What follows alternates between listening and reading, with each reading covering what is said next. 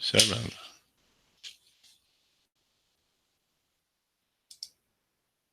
Good afternoon, everybody. This is Jim Kenny speaking to you, and this is for the OptionProfessor.com weekly market update for June the 7th, and this is 2019. As I say each and every meeting here, that past performance is not necessarily indicative of future results, and that short-term trading and option trading does involve substantial risk of loss and is not right for everybody. So do check with your investment consultants and your broker and your clearing firm and your good common sense before you consider any type of trading in your account.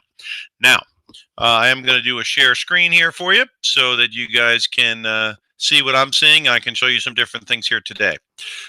Quick background on myself. If you're new to the broadcast, I have been in the markets here for decades, and I've done seminars on options, learning about the uses and risks of options for cash flow purposes, like covered call writing, or hedging purposes, like married puts and collars and other tactics.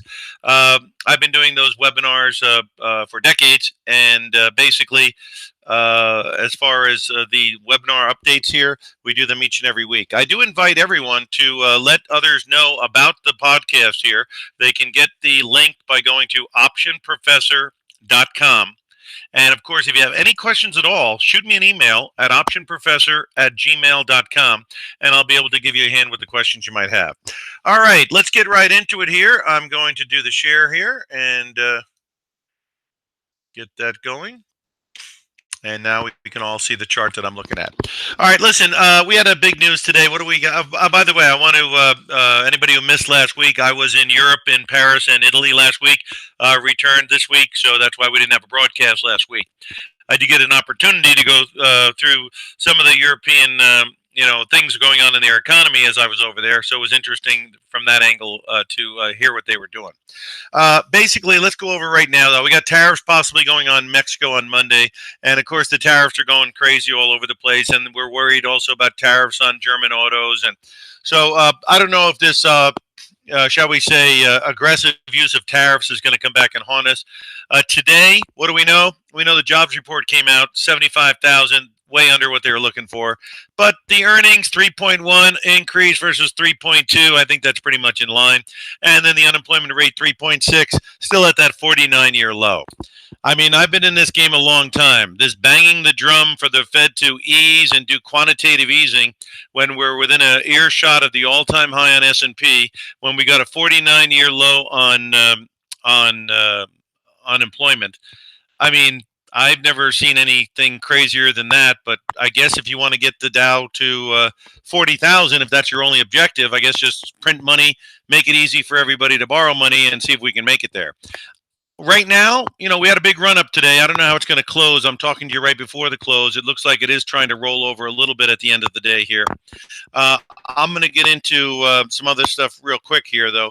After this report came out, the dollar got hit, and also yields fell. So we're going to go into a lot of stuff here today, and I'm going to try to jam as much in as I can.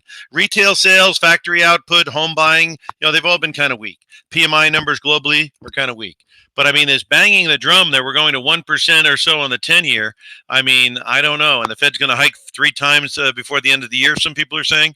I mean, without a stock market drop of size, I would think that is not a high probability. Now, I would say this, and again, I'm giving you all my opinions today, all my views, all my observations. Obviously, you have your own, and others have theirs as well. But as far as the relationship between the 3-month T-bill and the 10-year Treasury note, that has gone negative. And the last 2 times that happened was in 2000 and 2007. And I don't think the stock market did very well after that. So I don't know if this is a warning flag, but I will tell you this. If we don't get above 2,900, 2,950 by after this meeting we have in June with China and Trump, then I think there could be some risk to the market to the downside. So I think this area we hit today around 28.86, let's put that up right now so you can take a look. Because the enthusiasm for stocks, because the Fed's going to give us all this money, and the enthusiasm for bonds, because interest rates are going to collapse, is getting a little high. And we've got earnings earnings that are going to start coming out after this month. And so if they're not doing that great and the numbers start looking not that great, then obviously stocks don't go up for no reason. And so if we can't get the 2900, 2950 done, and the things turn bad as far as earnings, and the discussions with China, then the market could have some very big vulnerabilities in Q3. That would be July, August, and September. Okay, in my view. Now, like I say, you see the S&P right there. It's going to have a little problem, I think, at 2,900. If it doesn't, then I think we're going to go after that 3,000 number.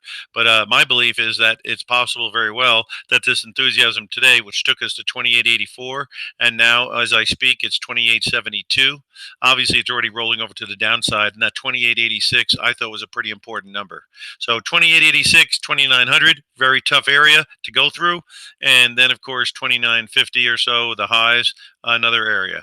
If you can't get through those areas, and we're talking July, August, then I think there could be some vulnerability to stocks. Again, with the inversion of the 3-month and the 10-year, which I'll get into in a second, that could be a sign of things going a little bit awry. There are two sectors or two areas that have been doing quite well. And again, they may have some significant futures, albeit some of them are overbought. Let's take a look at the cloud companies that are involved with the cloud. And I'll give you a few of them right now so you can get an idea of what's kind of hot right now. Adobe Systems. Let's see what they're doing.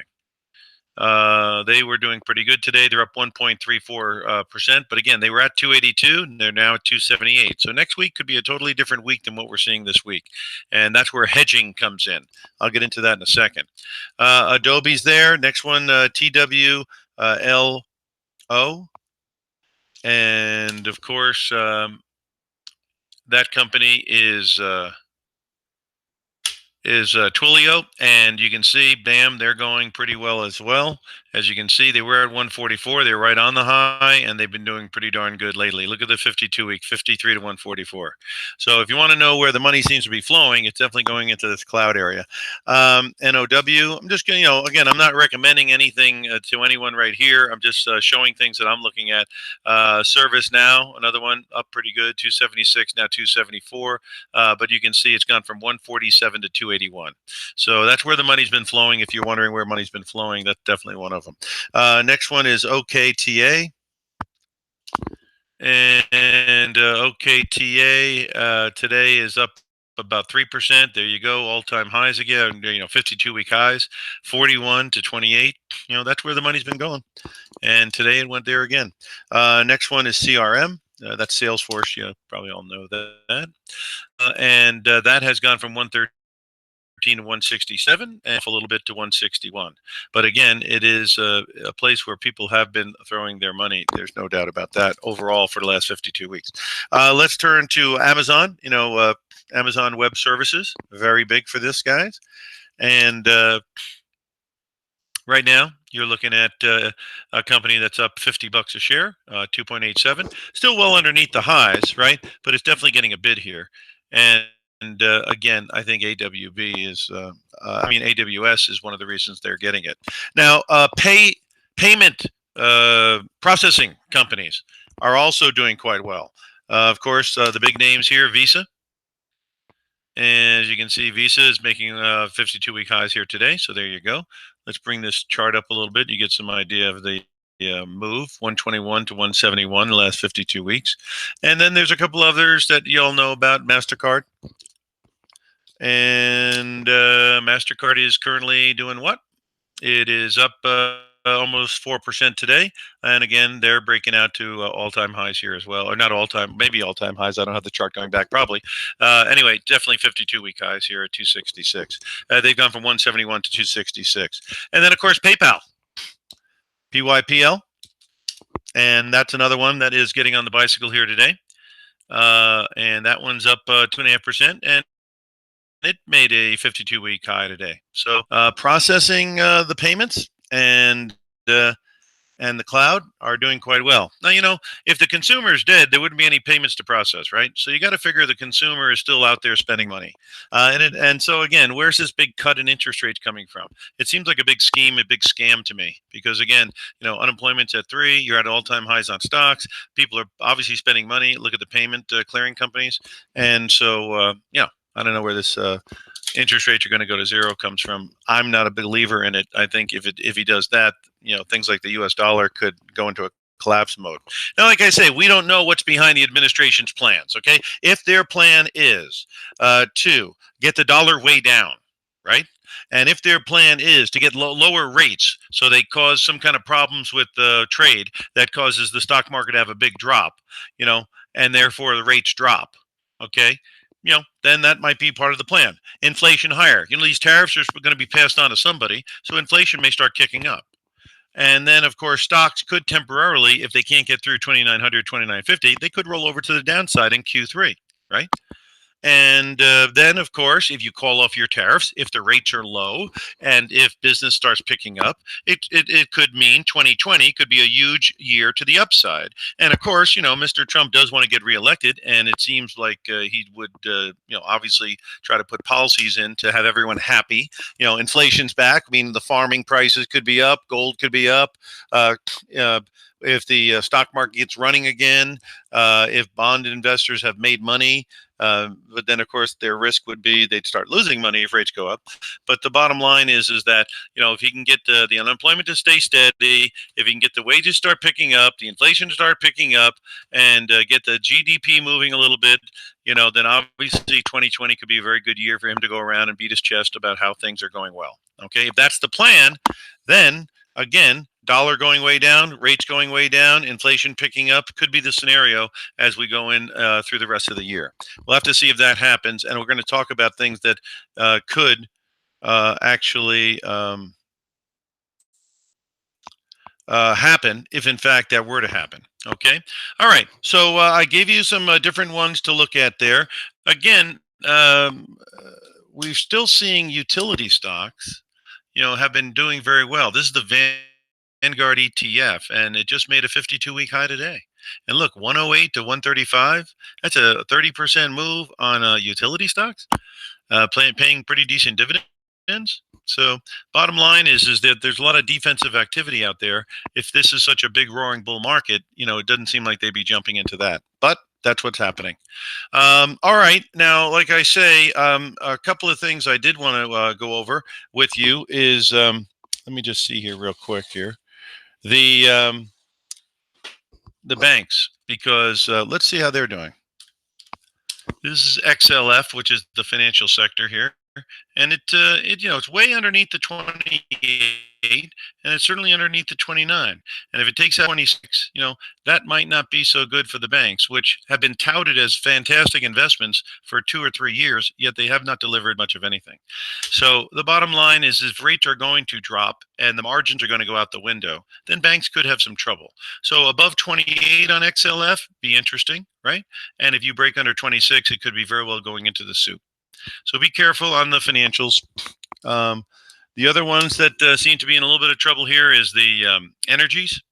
And as you can see, they were doing quite well when they were up at 78, and then they went all the way down to 53, and now they're right around 61. The price of oil recently had a good tank, and that had a little bit of a problem. But we didn't take out this low, which is a positive. And if we can get above 65, that would be interesting to me. And above 70, it could be very well back on the bicycle. But you got to be Missouri on this one. Missouri means the show me state. So show me you can get above 65, show me you can get above 70, and then I'd be much more interested in the energy sector. European banks, I'm going over a lot of different things, but I'm going over things that I'm seeing. Okay. European banks have gotten whacked hard. And one of them is called Deutsche Bank, right? And the stock, basically has been going down, down, down. But, the price to book value, which on stocks like JP Morgan might be closer to 2. Stock like Citigroup could be like 1. This stuff, the banks are between like 20 and 50% book to price to book ratio, which means they're kind of cheap. And I don't know if they're going out of business, but if they are, then obviously you don't want to do anything in this stuff. But when Deutsche Bank, is down at $6 a share or so, the low is 660, and it's right around here. It can't go lower than zero if they go out of business, right? So your risk is $6.76. And there is something that I found interesting here, which is a preferred.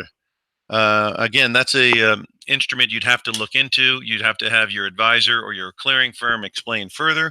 But essentially, it's a preferred stock. And the one I was looking at here is the Deutsche Bank preferred. Let me get this real quick for you. DKT is the symbol. And again, nothing I talk about today is a direct recommendation. I haven't met all of you. I don't know your circumstances, so certainly I'm not recommending anything to anybody. So bottom line is I'm showing you what I'm looking at here, and then you do your own investigation. But Deutsche Bank preferred is yielding 790, and you can see these preferreds around par generally are at 25, so it's trading just a little bit above 25. And that's not bad. It did bust under 25 for a little bit here back in December and stuff when things were getting rough. But right now it's right around here and it's trading 790. If the stock is going to be somewhat stable here between 6 and 7, then there could be an opportunity here, and 790 yield is nothing to sneeze at. So that's something I thought a little interesting. And for you guys out there looking for income, again, they have their own set of risks. They have their own set of features and benefits, and so you need to look into it much more detail than I'm going glossing over it. But clearly, like I say, that's a pretty strong yield. And if you think that the company, while getting all this terrible news, may actually look a little bit better, then of course this might be something to look into. All right, some of the other markets out there. Let's look around and see what else is going on with regards to gold. First of all, I want to show you the dollar because it is starting to make a move to the downside. If you've been listening to this broadcast, I told you this 98 area was key. You see 98, bam, bam, bam. Okay, a little bit over 98, right? Now it's rolling over, right? And it's at 96.50. Now, if the administration wants to see the dollar tank, it's going to tank, right? If in fact what? We drop interest rates, if our economy starts slowing down because of all these tariffs, the dollar could get in trouble.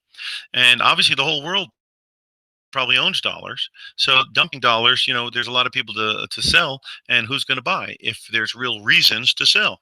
There's not many people. So if you break 95, right, and then of course 94, that opens the door to a much larger decline. And let me show you, if you look back 5 years, what it could look like. This gives you a longer term perspective. There you go. So now you can see it used to be at 80 back in 14, right? And it had a huge rally, right? Well, they take out 95. See this area here? You're going to get some people who want out. And if they all want out at the same time, the guy on the other side, he drops the bid.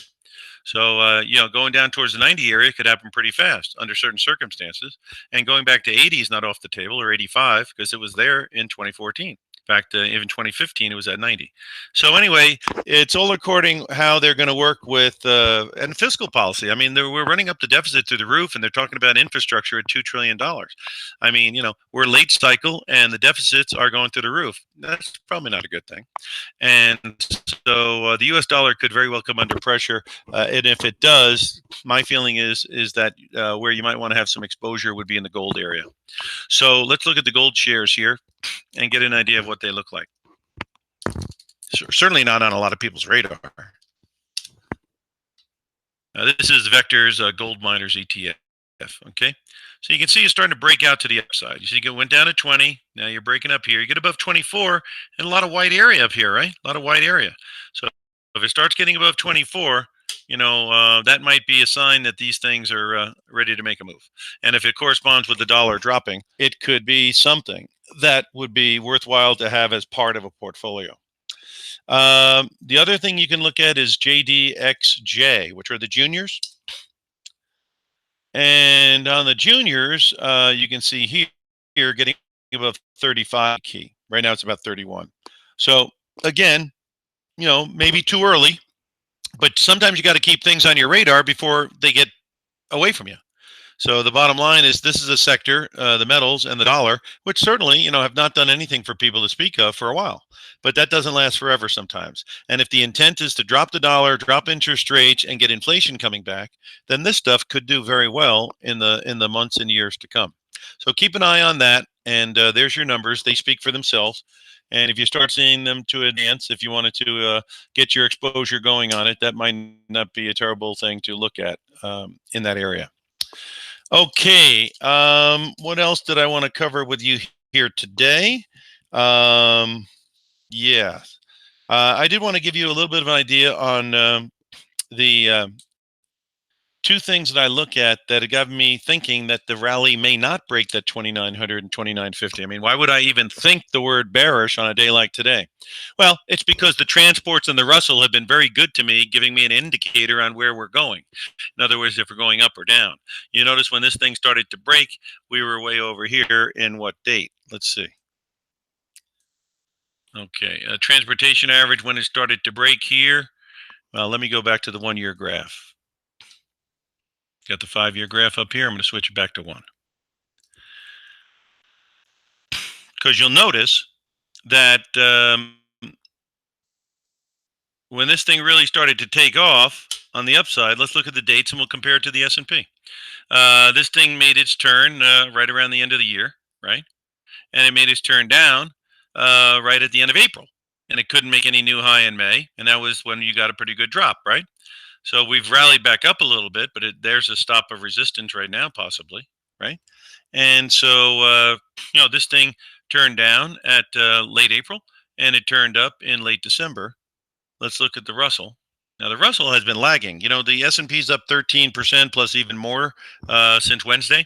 And so year to date up about 12% or so. The Russell, which I'm going to show you right now, is only up 2 and change.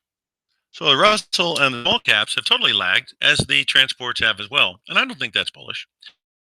So anyway, here you go. You're up at 1750 on this thing. That's pretty high. Boom! What a drop. And that's in December. Then it came back up. But you see it anywhere near 1750? I don't see it anywhere near 1750. And it took out 1500. Now it's back above 1500. So that's a little bit positive. But it wouldn't take much for this thing to roll back over. The bottom line is this thing is not popping, nor is the transports anywhere near what the S&P is. Let's take a look at the S&P.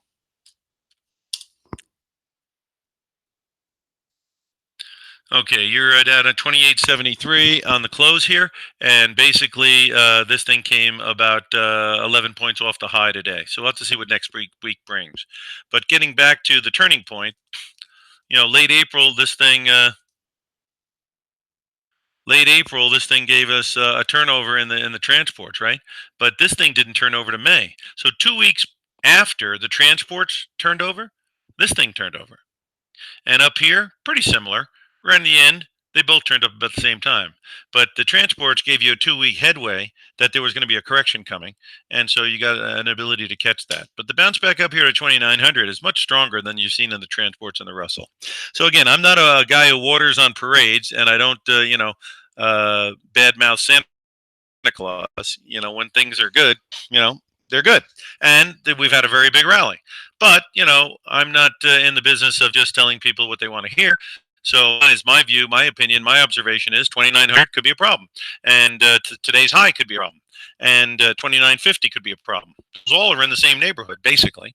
And the Russell and the transports are telling me there could be a problem. And the 3-month T-bill inverting with the 10-year Treasury note tells me it could be a problem. So I'm going to say, keep your eyes out. Now, when you think there's a problem, you can sell out some, or you could use the options for hedging. How do you do that? Well, again, I'm not going to give you an exhaustive explanation of it. If you have any questions on it, again, shoot me an email at optionprofessor@gmail.com, and I'll try to help you with your questions. But again, the concept of married puts is basically where you take a certain amount of money out of your account and you buy put options, which are basically limited risk rights to sell that have an expiration date, a strike price, and a premium. Right. So Bottom line is if it goes in the tanker, you've got something that would benefit, offsetting what you're taking a risk on with being long stock. Another one is if you think you're at a temporary high point, is sell the out of the money call, take the premium, and buy a put with it. There, you're bracketing, you're giving parameters to your equity. It has an upside ceiling and it has a downside risk. And so bottom line is you have a bracket. You have upside potential, but you got a floor underneath your market, right? So again, if you need more information on that or you have any questions on how they work, again, hedging tactics are very effective when you get turning points. I mean, I'll give you, for instance, that I was trying to tell people a couple of times to look into. I'll give you a few stocks here. Boeing.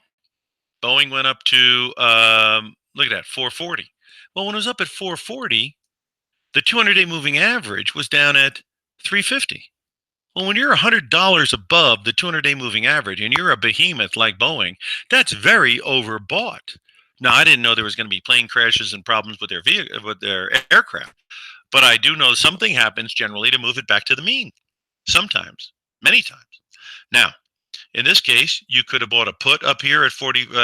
You could have bought the 420 put, and then everything under 420 minus the premium would have been hedged. Or you could have sold the call at 460, bought the 420 put with the premium you received on 460, maybe had little or no cost to do it, and now you got 420 insurance without anything coming out of your pocket from the standpoint of you used the premium of what? The 460 call to pay for it. Another one that I mentioned was Amazon.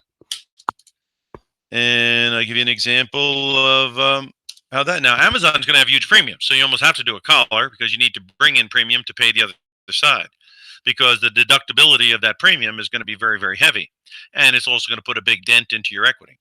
So in this case, you might want to be looking for more of the out of the money call. So when we're up here at 2050, right? First time we tried to make new highs, and notice it hasn't made a new high here. But at any rate, we were down at 1550. 1550 on the 200-day average when we were up at 2050. That's $500 on a huge company. That's way overbought. So you sell a 2100 call, let's say, right?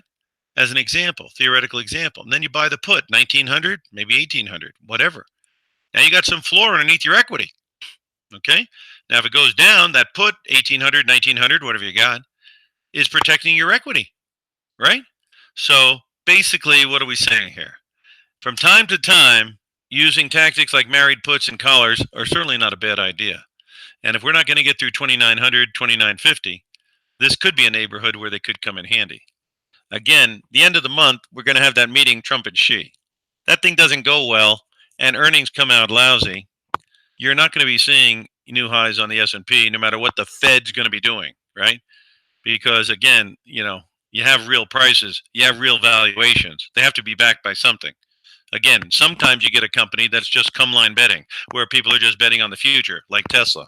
Unfortunately, if the future starts sobering up and you've bet the whole thing on futures, and people start sobering up and they go, this company may never make a profit or whatever, then you can have a situation where you go from 387 on Tesla down to 204. You see? So, everything looks great when people are, drinking at the party, but when the cops show up and they take the punch bowl away, it can get a little sloppy. So, again, I like to see earnings behind things, because then you've got real profits and real, economic numbers behind the price, not just, I think these guys will do good. Because, I've been in this thing a long time. The whole eyeball deal back in 2000, that didn't work out very well when they turned the lights out in 2001. Coincidentally, when the 3-month and the 10-year inverted. And how about in 2008, when everybody's buying real estate and they're saying what? Houses never go down. I could do no money down. Right? Well, how did that work out? Not so good. And right now, we got companies coming to market that haven't made any money, like Lyft and Uber. And you've got companies like Tesla that have bid up to 400, almost. You're talking about a situation where there's a lot of that froth going on right now at the same time that we got the cross of the 3-month and the 10-year note, which is clearly a warning sign that stocks could have trouble ahead. So I'd be very familiar with how hedging works if I were you, and then I would try to find out when, if ever, it might be effective for me to use. But understand the use, understand the risk, understand the mechanics, understand how what is your upside potential, what's your downside risk. There's many factors to go over, and that's why I say if you have questions, uh, the easiest thing to do would be to shoot me an email and let myself and yourself discuss how these things work so that you could actually see if they might be of any use to you, right? So that's optionprofessor@gmail.com. Option, OPTION, professor@gmail.com. All right. We did cover quite a bit of information here today. And again, I did want to invite you to invite other people for next Friday's update. I might even be doing more updates if the market starts rolling over to try to give you up to the minute ways that I think you could protect yourself or participate if, in fact, it cannot get through the 2900 area. So it could be a very exciting period. And I may do more than one of these podcasts next week or the weeks to come because, again, we could be at a very key turning point, possibly, and in coincidence with the meeting with Xi and Trump. Again, option professor at gmail.com. Send your friends and other associates over there so they can tune in. And again, shoot me the email, optionprofessor at gmail.com, if I can be of any help. Until next Friday, I'm Jim Kenny, wishing you the best weekend and also the best trading you can do. And again, look forward to being with you next Friday. Have a good weekend, everybody. Bye-bye.